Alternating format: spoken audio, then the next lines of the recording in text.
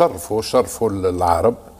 مقابله اللي شفناها تاع المغرب مقابله في المستوى تتولي والو، الجيري ال دوفيان والو زيرو، لان بالخدمه هذه وهادو المالي توب، بوركينا توب، المروك توب، السنغال توب. اليوم الفوتبول الجيريان راهو اون كاتاستروف ناسيونال، خساره من الفوق حتى لتحت. في خبر عاجل انفجر الاعلام الجزائري غضبا بعد الاداء العالمي الذي قدمه المنتخب المغربي امام منتخب ايران اليوم في كاس العالم لاقل من 17 سنه. وقام الاعلام الجزائري باستفزاز المنتخب المغربي بعد نهايه المباراه قائلا بان المنتخب المغربي كان ضعيف في هذه المباراه امام ايران وفي كل البطوله، وبان الحظ هو من وصل بالمنتخب المغربي الى هذه المرحله من البطوله. لياتي الرد سريعا من المحلل علي بن شيخ الذي اجابه بالقول قبل ان نتحدث عن هؤلاء الابطال المغرب أين نحن الجزائر في هذه البطولة يجب علينا أن ننتقد المنتخب الجزائري أولا. أما المنتخب المغربي فعلى الأقل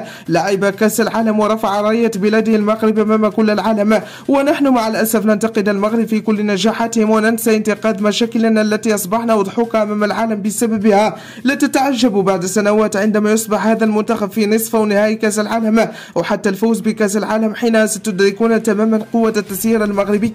بصراحة نحن الجزائريين يجب أن نصمت ونتعلم من المغرب ونعمل كثيرا.